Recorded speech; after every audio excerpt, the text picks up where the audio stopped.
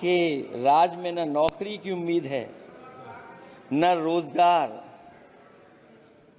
क्योंकि आपने छोटे कारोबारी तक को इतना छोटा बना दिया है कि न तो वो अपना पेट भर सकता है न किसी को नौकरी पर रख सकता है।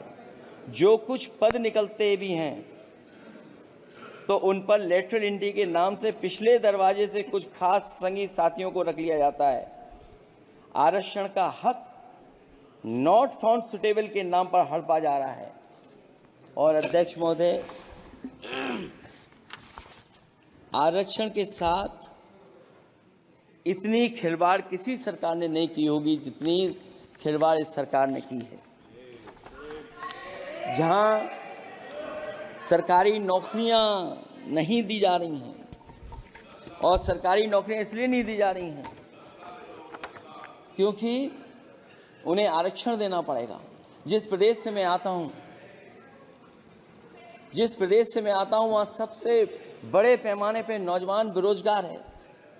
और पिछले 10 साल में जो पेपर उन्होंने लीक कराए हैं वो इसीलिए कराए हैं क्योंकि नौकरी ना देनी पड़े, और अगर नौकरी देनी पड़ेगी तो उन्हें आरक्षण भी देना पड़ेगा। ये जानबूझ करके सरकार नौकरी और आरक्षण के साथ खिलवाड़ कर रही है। पिछले 10 सालों की उपलब्धि बस इतनी रही कि एक शिक्षा परीक्षा माफिया का जन्म हुआ। अध्यक्ष महोदय, जिस समय चुनाव में थे और उत्तर प्रदेश में वो हालात देखे हैं कि नौजवान जब भी तैयारी कर करके जाता था और परीक्षा दे करके लौटता था तो उसको पता लगता था कि पेपर लीक हो गया।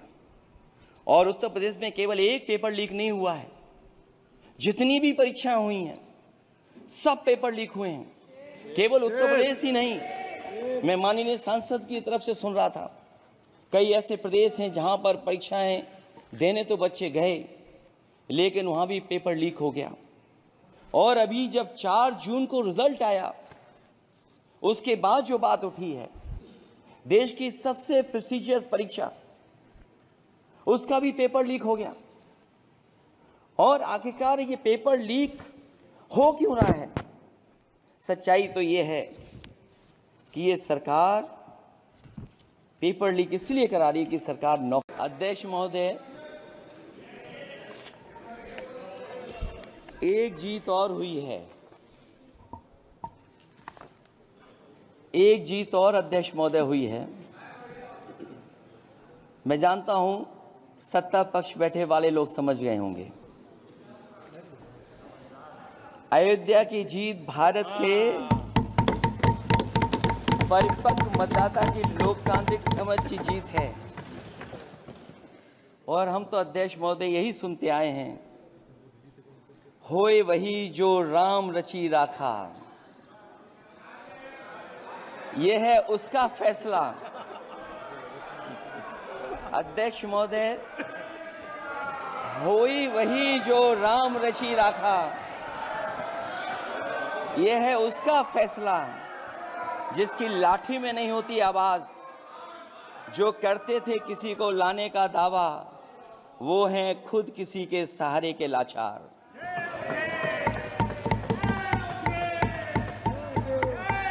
अध्यक्ष महोदय, मैं फिर कह देना चाहता हूं, होए वही जो राम रची राखा, यह है उसका फैसला जिसकी लाठी में नहीं होती आवाज, जो करते थे किसी को लाने का दावा, वो हैं खुद किसी के सहारे के लाचार। हम अयोध्या से लाए हैं उनके प्रेम का पैगाम, हम अयोध्या से लाए हैं उनके प्रेम का पैगाम, जो सच्चे मन से करते हैं सबका कल्याण। सदियों में जन जन गाता है जिनके गान, अभय दान देती जिनकी मंद मंद मुस्कान, मानवता के लिए उठता जिनका तीर कमान। अध्यक्ष महोदय, जो असत्य पर सत्य की जीत का है नाम, उफनती नदी पर जो बांधे मर्यादा के बांध, वो है अवध के राजा पुरुषोत्तम प्रभु राम। हम अयोध्या से लाए हैं उनके प्रेम का पैगाम। अध्यक्ष महोदय, जिन्होंने कहा कि हम आय किसानों की दोगुनी कर देंगे, आज किसान पूरा देश का देख रहा है कि उसकी आय कहां दोगुनी हो गई। और जिस तरह महंगाई बढ़ी है, सरकार बताए कि महंगाई इस बढ़ने पे उसकी आय कितनी होनी चाहिए।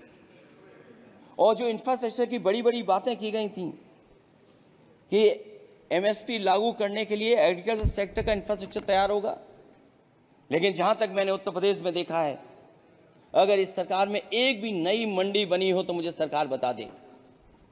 अध्यक्ष महोदय, जो इंफ्रास्ट्रक्चर एग्रीकल्चर सेक्टर में बनाने की बड़ी बात कही थी, अगर सरकार की तरफ से एक भी मंडी 10 साल में बनी हो तो जरूर सरकार बताए। जो सरकार मंडी नहीं बना सकती है उस पर एमएसपी का भरोसा कैसे कर सकते हैं, जिन्होंने एमएसपी का भरोसा दिलाया था। हम अध्यक्ष महोदय आपके माध्यम से यही कहेंगे कि जो राष्ट्रपति के अभिभाषण में लीगल गारंटी एमएसपी को मिलनी चाहिए थी वो क्रॉप्स को नहीं मिली है। न केवल फसलों को मिले बल्कि हॉर्टिकल्चर क्रॉप्स को भी एमएसपी देने का फैसला हो, जिससे कि हमारा किसान खुशहाल हो सके। अध्यक्ष महोदय, ईवीएम पे मुझे कल भी भरोसा नहीं था, आज भी नहीं भरोसा। मैं 80 के 80 सीट जीत जाऊं तब भी नहीं भरोसा। और मैंने अपने चुनाव में कहा था अध्यक्ष महोदय कि ईवीएम से जीत करके ईवीएम हटाने का काम करेंगे। न ईवीएम का मुद्दा मरा है न जाएगा खत्म। जब तक ईवीएम नहीं हटेगी हम समाजवादी लोग उस बात पर अड़ग रहेंगे। ओपीएस की बात अभिभाषण में नहीं आई है। ओल्ड पेंशन स्कीम लागू हो जिससे हमारे तमाम सरकारी कर्मचारियों का भविष्य बन सके। और देश की एक बड़ी आबादी जहां से मैं चुन करके आता हूं, उत्तर प्रदेश, जहां बुनकर न केवल उत्तर प्रदेश बल्कि देश के कोने कोने में बुनकर समाज के लोग बड़े पैमाने पर रह रहे हैं, लेकिन बुनकरों को जो सुविधाएं मिलनी चाहिए वो भी इस सरकार में नहीं मिल पा रही हैं। जो प्रदेश सरकारों ने कभी बुनकरों के लिए योजनाएं चलाई थी वो भी अध्यक्ष महोदय बंद कर दी हैं।